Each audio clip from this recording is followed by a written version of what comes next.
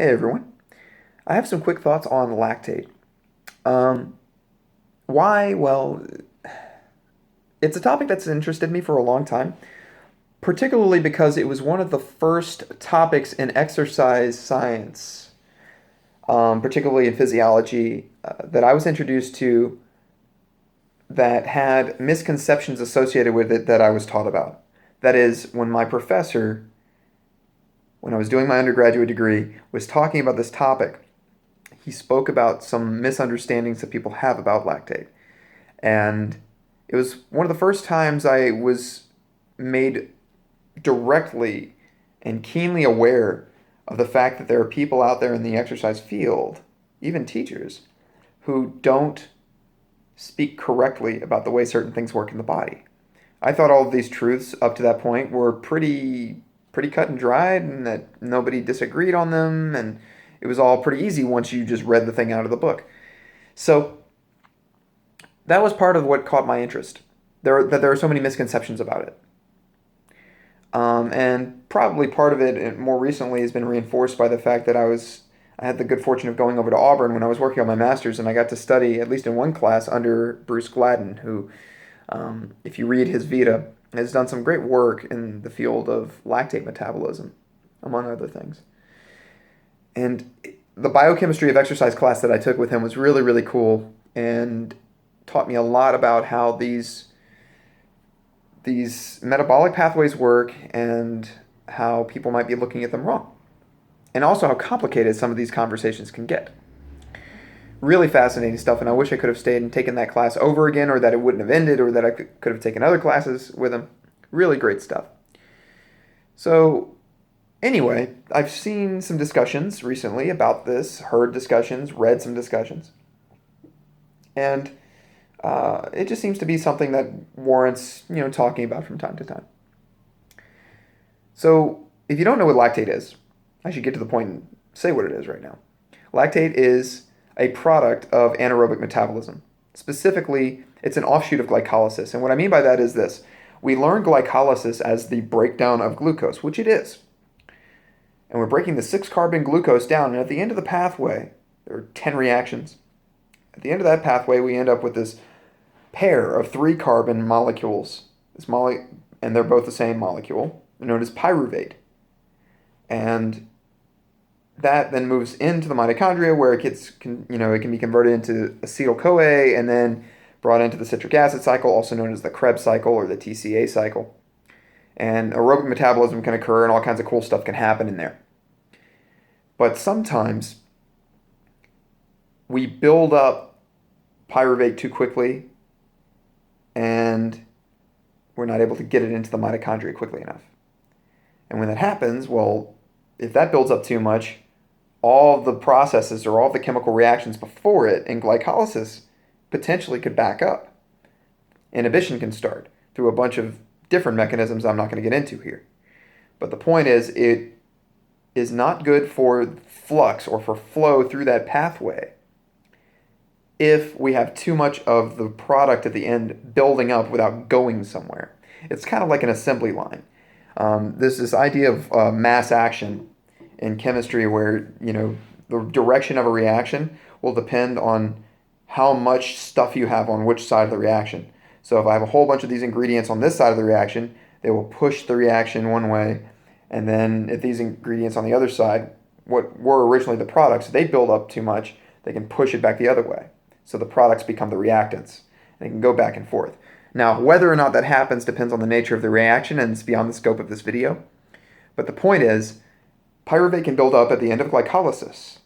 And when it does, it can spell some issues. It can make for some problems with keeping glycolysis going. And if we're exercising and we need to build up a lot of energy or generate a lot of energy, a lot of ATP quickly, we do not want to stop glycolysis from happening. We want to be able to keep that going. So how do we do that? Well, enter lactate. As I said, it's kind of an offshoot. Pyruvate can be converted through a reaction called lactate dehydrogenase reaction and turned into another 3-carbon molecule known as lactate. Now in the process, that reaction also consumes a couple of hydrogen ions. So what we have happening is a soaking up, if you will, of hydrogen in the area. Which is funny because if you hear people talk about lactate, they say, well, lactate and lactic acid are the same thing. No, they're not. Lactic acid is an acid. A lactate is a base. It's a conjugate base of that acid. It's an anion. If you look at it, it's written La minus or lactate minus, or the whole chemical formula has a minus because it's got a negative charge to it. But anyway, at least in that narrow scope, it's certainly not making the solution more acidic. It's actually pulling away hydrogens. And this is important because another thing that happens through glycolysis is that NADs, these molecules known as NAD or nicotinamide adenine dinucleotide, in case you want to know, pull hydrogens away from reactions during glycolysis. So at a couple of steps along the way, you have an NAD come along and pulls the hydrogen away. And that eventually goes to the electron transport chain. We only have so many of those NADs. They're these little carrier molecules or little cofactors or coenzymes. And if we saturate them all with hydrogen, then they can't pull the hydrogens away, which means that glycolysis can't continue.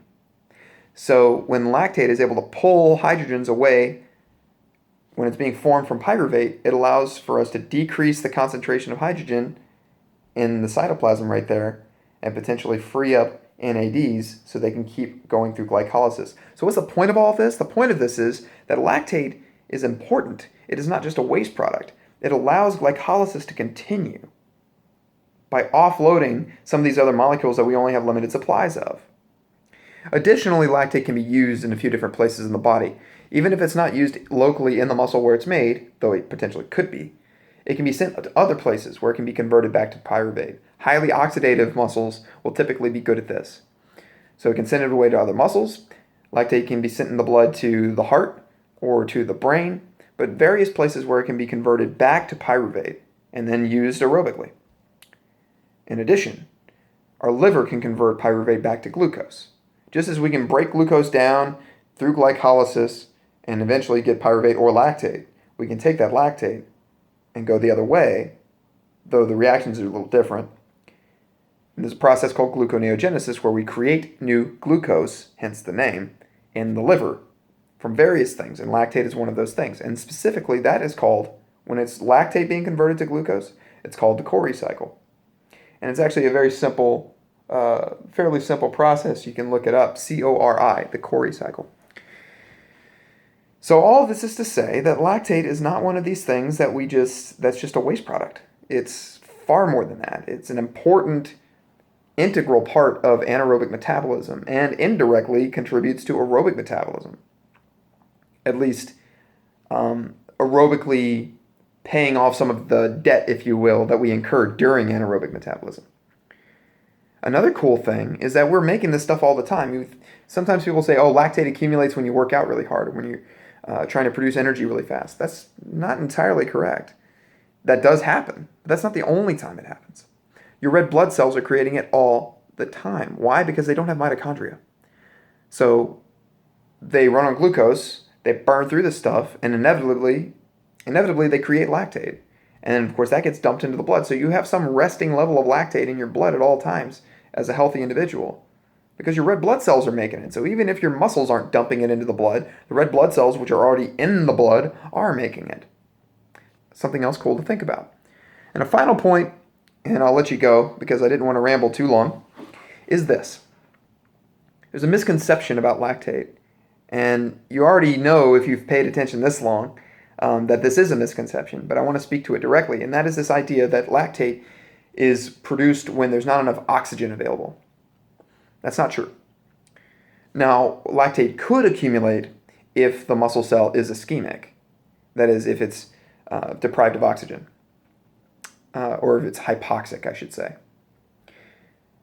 But even if you have plenty of oxygen, you can still produce lactate. Why is that? Well, that's because the major limiting factor in many cases, perhaps most cases, is not that the mitochondria doesn't have enough oxygen, so it can't make aerobic energy very quickly enough, so it can't burn through pyruvate quickly enough, so everything backs up. That's not why. It happens because there's a barrier between the inside of the mitochondria being plural, all of them, there's a barrier between the inside of those guys and the cytoplasm where glycolysis occurs. Pyruvate is made out here in the cytoplasm. It has to go through a barrier, it has to go through a membrane, the mitochondrial membrane. And to do that, there are transporters needed. These things called MCTs, or monocarboxylate transporters. And they can only move so fast. So basically, it's like you have a whole bunch of people trying to come into a building, but there are only a few doors, and people can only flow through those doorways so quickly. So if they start backing up, it creates a problem. So that's often what's really going on when we accumulate lactate. So I wanted to speak to that, hopefully dispelled a couple of myths. Maybe this was interesting, I don't know. But my mind was racing, and I wanted to make a quick video just talking about this tonight because lactate is cool to me. And maybe it's not cool to you, maybe it is. But there you go.